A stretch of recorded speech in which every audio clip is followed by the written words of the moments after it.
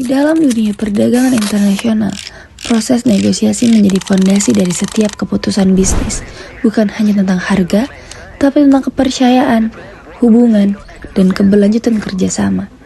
Dalam video ini, kami akan membahas bagaimana CV Arta Dwi Putra Global menjalankan proses negosiasi mereka, mulai dari tantangan yang mereka hadapi, peluang yang mereka manfaatkan, hingga strategi negosiasi yang membuat mereka bertahan dan berkembang di dunia global trading. Nah, di sini aku bakal ngejelasin gambaran umum perusahaan. Jadi, CV Arta Dwi Putra Global adalah perusahaan general trading yang berdiri pada tahun 2019.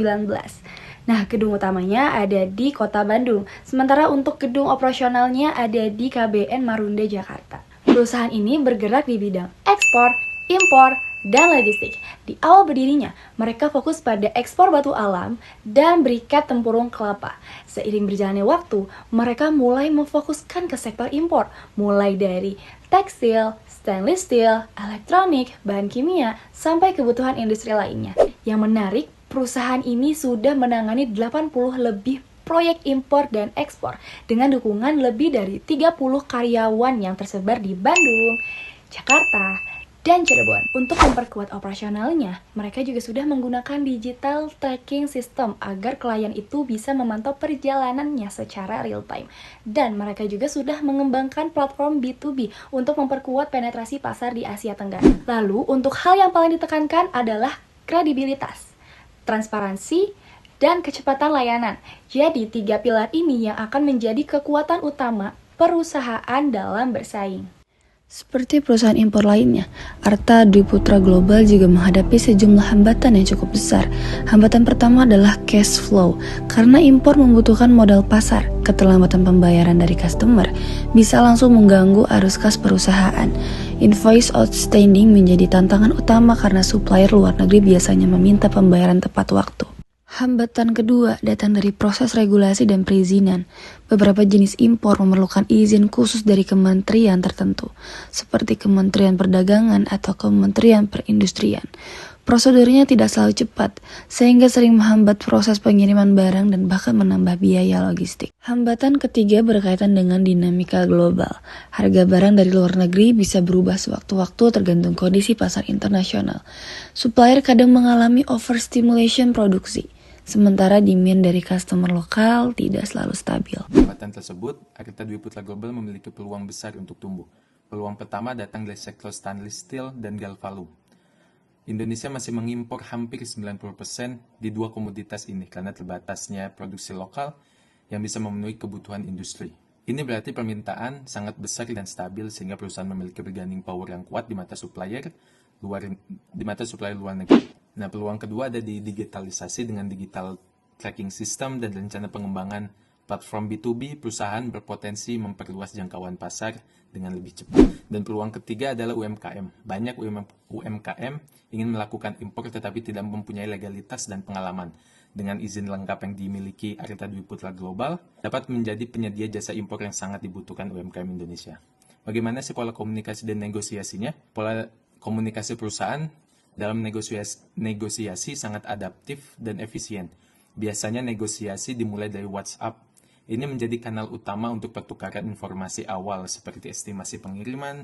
Jika pembahasannya itu berkembang pada negosiasi ini, komunikasi akan berlanjut ke telepon, menghindari miskomunikasi. Untuk negosiasi yang lebih serius, terutama yang bernilai besar, perusahaan memilih meeting tatap muka langsung. Nah, di sisi lain, untuk membahas detail metode, teknis pembayaran, sampai finalisasi kontrak, memerlukan translator. Dikarenakan penting untuk mengatasi hambatan bahasa, budaya, agar tidak salah paham antar buyer dan supplier. Selanjutnya kita masuk ke strategi negosiasi integratif dan distributif. Dalam praktiknya, Arta Dwi Putra Global selalu menyesuaikan strategi negosiasi dengan kondisi yang sedang dihadapi. Untuk kerjasama jangka panjang, perusahaan cenderung menggunakan strategi integratif negotiation, yaitu pendekatan untuk menciptakan solusi yang menguntungkan kedua belah pihak. Contohnya, yang pertama, memberikan harga jika volume pembelian naik. Yang kedua, sharing informasi terkait kebutuhan dan batas biaya. Yang ketiga, memberikan deposit sebagai tanda komitmen. Dan yang terakhir adalah mencari alternatif agar kesepakatan tetap menguntungkan kedua belah pihak. Namun jika sudah masuk ke biaya yang sifatnya tetap seperti pajak impor, biaya logistik, atau harga dasar, biasanya perusahaan menggunakan negosiasi distributif. Pendekatan ini lebih kompetitif karena tujuannya untuk menjaga keuntungan perusahaan. Nah, di tahap ini, angka-angka yang didapat itu merupakan data yang pasti sehingga tidak dapat dinegosiasikan secara fleksibel. Baik, selanjutnya di bagian agen, konstitusi, dan audiens. Dalam negosiasi, ada beberapa pihak yang terlibat secara langsung maupun tidak langsung. Yang pertama, seperti agen, adalah pihak yang melakukan negosiasi langsung ke direktur operasional, tim trading, dan tim logistik. Mereka yang berhadapan langsung dengan supplier dan customer. Selanjutnya ada konstitusi, adalah pihak internal yang terpengaruh oleh hasil negosiasi, seperti tim finance, accounting, gudang, dan bagian distribusi. Mereka tidak ikut negosiasi, tetapi keputusan negosiasi berdampak pada cash flow, jadwal kerja, dan operasional. Selanjutnya ada audience, adalah pihak yang tidak terlibat langsung, tetapi sangat mempengaruhi reputasi dari perusahaan. Customer, supplier, regulator pemerintah, dan masyarakat yang memberikan review online.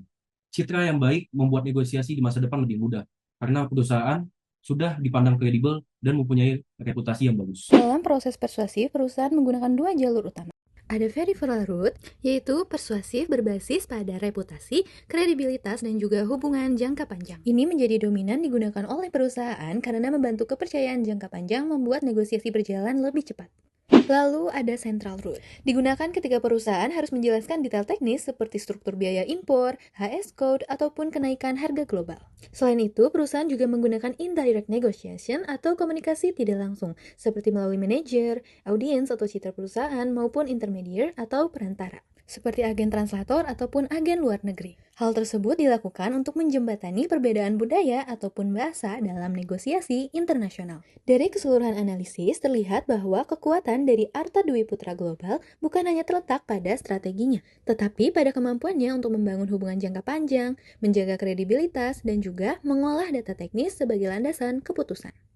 Kedepannya, peluang perusahaan akan sangat besar, mulai dari sektor stainless steel, pengembangan platform digital, sampai ke layanan impor untuk UMKM. Negosiasi bukan hanya sekedar alat untuk mencapai kesepakatan, tetapi menjadi kunci untuk membangun bisnis yang berkelanjutan.